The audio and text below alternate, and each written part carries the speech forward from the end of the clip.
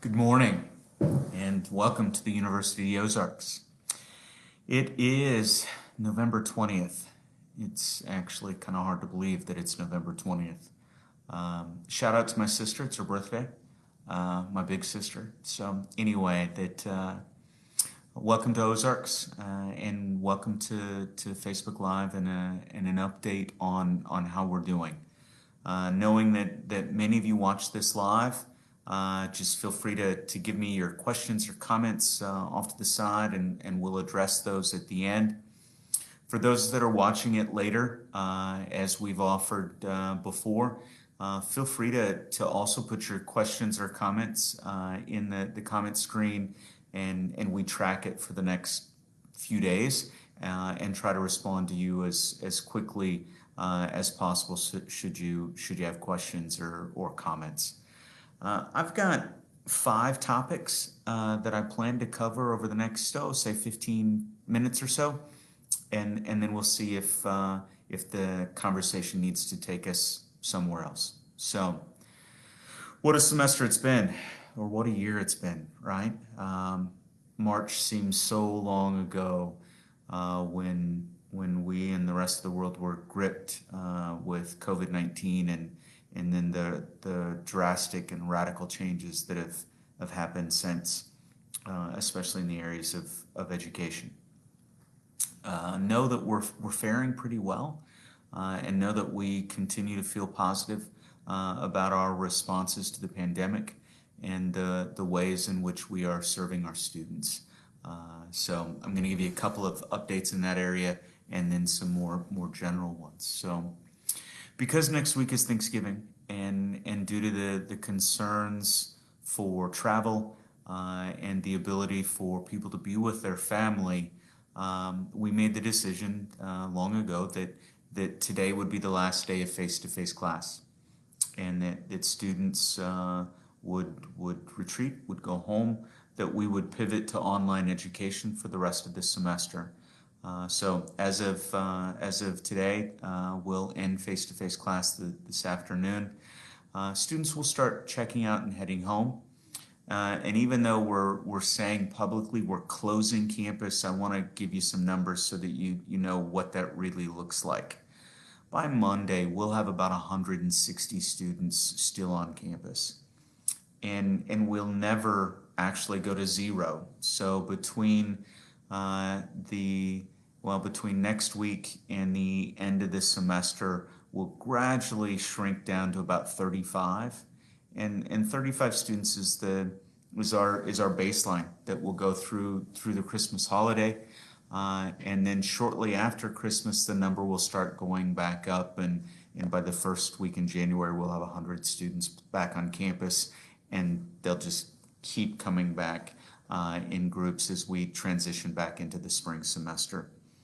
The spring semester, you will remember that we decided to cancel spring break for similar reasons to Thanksgiving break, and that we gave that back to the students at the start of the semester so that the move-in will happen January 23rd and 24th, and then the first day of classes will be on that Tuesday, January 26th, and then we'll start the spring semester and proceed. Want to talk about ending this semester for our graduates. That we have a group of students that will be graduating, a fairly good-sized winter commencement, and then we have some students that from the May commencement have said, hey, I'd like to go ahead and participate in that December commencement as well. The commencement will be virtual. We'll kick it off, the festivities on December 18th with a brick ceremony that afternoon, 4 o'clock. It will be a virtual brick ceremony where we'll announce the students and place their bricks for them. And then on December 19th at 11 a.m., we'll have a virtual commencement. It will be broadcast live via Facebook Live. It'll also be broadcast via Zoom. And the belief that with both platforms going, that we're confident that we'll be able to meet everyone's needs. Now, what's that going to look like? Well, there'll be about I think the last number I saw was it's either 9 or 11 of us will be in the chapel. And I say us. It'll in the chapel will be myself, Provost Gill, Reverend Wilhelm, and that then due to some, the technical help from Professor Edens and a student of hers, Sade Seymour, that will be the people there in the chapel leading commencement. And then due to the wonders of technology, the commencement speaker will come in from Texas via Zoom, Francois Bedell. Some of you will recognize that name. He's a 1999 graduate, junior college national champion in basketball as a coach, and has just recently left for Missouri to move to Texas, and he'll be the commencement speaker. And then Joey Long, who's one of the graduates, will represent the class, and she'll be coming in from Cabot, Arkansas. I think I got that right.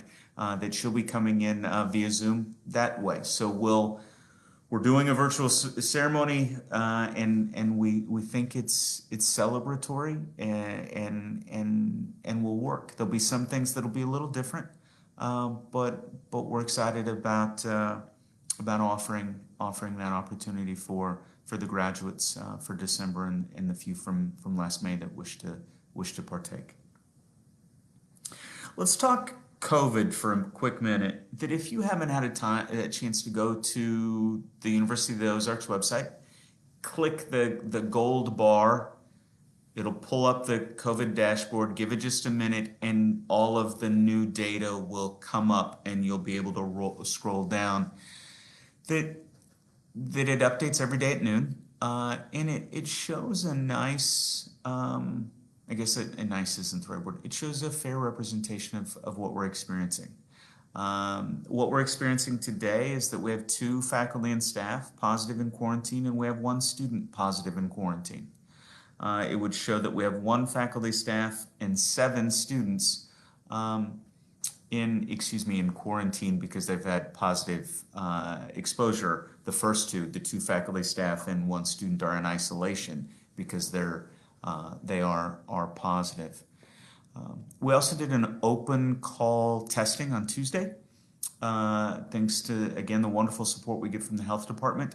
Part of that was to give some people some baselines. Also, it was for some students saying, well, I'm a little anxious, nervous about going home or getting on a plane or this or that, and if they needed a test, they were able to get tested on Tuesday. Most of those results were back within about 36 hours.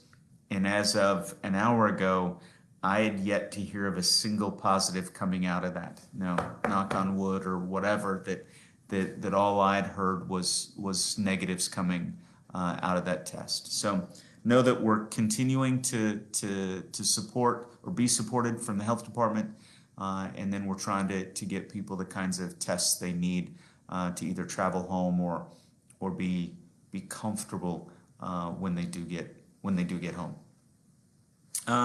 Topic 4, athletics. Athletics has been one of the big discussions, and as many of you know, it's a national, if not global, topic on, well, what do we do with youth sports? What do we do with professional sports? What do we do with collegiate sports? So the American Southwest Conference, which is our primary conference, and then the SCAC for swimming, and then we're unattached for wrestling and shooting sports. It is our intention to participate in intercollegiate athletics in the spring. We've had a few inter-squad events over the last month, testing systems and protocols, and it feels like things are going as well as can be expected there.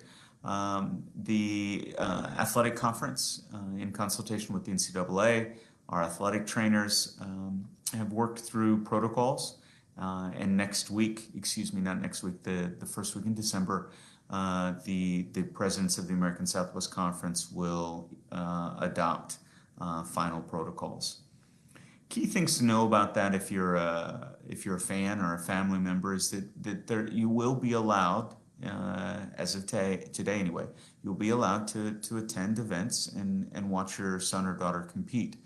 Um, there will be restrictions, things like masks, things like temperature screens when you come in, social distancing inside of facilities especially, and the capacity of the facilities will be governed by local expectations. So in our spaces in the conference that are 30%, there'll be at 30%. The rest of us are mostly at 50% capacity. And for those of you that have been in the Mabee Gymnasium know that, especially for basketball, we'll be okay at a 50% capacity. We just need to spread out. And then the outdoor spaces, luckily we have pretty good outdoor spaces to be able to support athletics. That's for the spectator side. On the student side, the prevailing view at the moment, and I said at the moment, is that within 72 hours of those competitions, all personnel, students, trainers, bus drivers, everybody involved with the competition will need to be tested. And prior to getting on a bus, either direction, the athletic directors will certify to each other that everyone on the bus or getting on the bus is negative. So that's about a 10,000 foot level detail of where we're going. I share that much detail because I want you to be confident that we're protecting our students, we're protecting our faculty and staff, and we're trying to protect everyone that comes in contact with them. So there's that. My final topic is talking about our campaign and talking about the Day of Giving, which is just around the corner. First, the campaign. The university launched the Capital Campaign 6 years ago. As you all know, and we set a series of goals: one in athletics, one in for scholarships, and then additional support for science. And I'll never tire of saying thank you. So thank you for everyone who's been able to support us. Thank you for whether it's the annual scholarship fund or setting up an endowed scholarship or helping us with the science facility.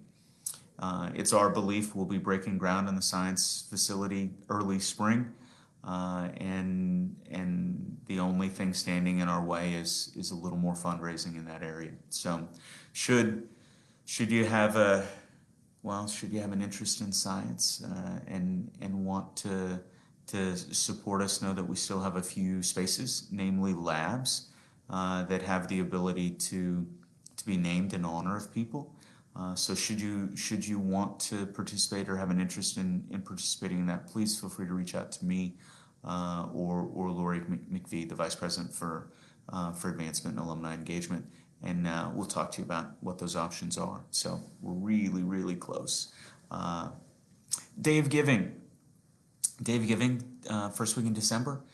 You're probably getting some posts that are coming out from the advancement staff and alumni engagement where they're going to push my comfort zone, I think, with another Facebook Live post where we'll talk a little bit about what's going on, and I'll invite you to support us on the Day of Giving.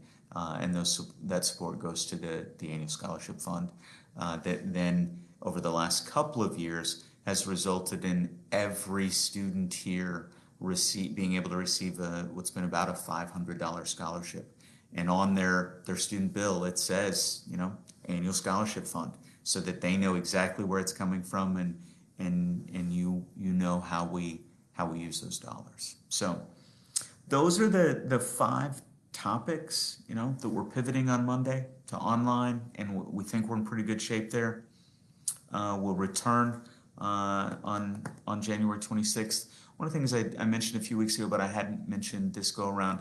This semester, we've been about 45% asynchronous online, 55% face-to-face. In the spring, we're going to bring that online number down. It's going to be about 25% will be asynchronous and in an online environment, and will be about 75% face-to-face or hybrid. So, and know that the online courses, as I mentioned also before, more often than not, that's about the safety of our faculty, and or some courses where faculty, after teaching them in this environment, have said, from what the student will experience professionally, it makes more sense to teach this class from a technology standpoint. That's just a couple of courses, but it's been fun to see our faculty engage. Fun's not the right word. Some of it's been fun to see. Some of it's been heartening to see, and some of it not as much. Then we've got the commencement, third week in December. We're doing okay with COVID. We hope the winter holiday goes well for folks. I want to give you the update on athletics, and then the day of giving and the campaign. So with that, I'm going to scan real quick and see if we have questions that folks have put up. Olivia Claire. It's great to see a shout out from London, England. That's pretty amazing. Had the opportunity to have coffee with an alum from El Salvador today, and I think I can publicly say this. One of the beauties of COVID is it's created new opportunities to connect, or in some ways it's taken away some of the restrictions. We have an alum living in Guatemala that's going to be teaching a international marketing research class for us in the spring. In the past, that wouldn't have really been feasible, and it would have felt weird and been awkward and all these other kinds of things. But he's like, hey, I have the experience, the credential. Would you like for me to teach? And Joel Dean Rossmeyer and Vice President Gill, working with others, have said, yeah, what a great opportunity to take advantage of unfortunate situations, but find the positives in them. So, hi, Olivia. Thanks for saying hello. Well, folks, know that we're doing well. Know that as we go into the week of Thanksgiving, we have much to be thankful for. Even in the challenges and let's just say that. Even in the challenges that we face, we have much to be thankful for. And we're thankful for the families that have a faith in us to educate their students. We're so very thankful for our alumni and friends who continue to support us and help us and pray for us and wish us well. And know that I will never tire of saying thank you. So as you go into Thanksgiving, for those in the U.S. and for those around the world, say a prayer of thanks for us, and on behalf of us. And if it's your will, say a prayer for the vaccine and for the doctors, for a potential presidential transition, all of the things that are going on. Maybe it's a prayer of peace. And for my current students, that has a double meaning. When you get a little something from us here in about 3 weeks, think about peace. God bless, and thank you. Bye-bye.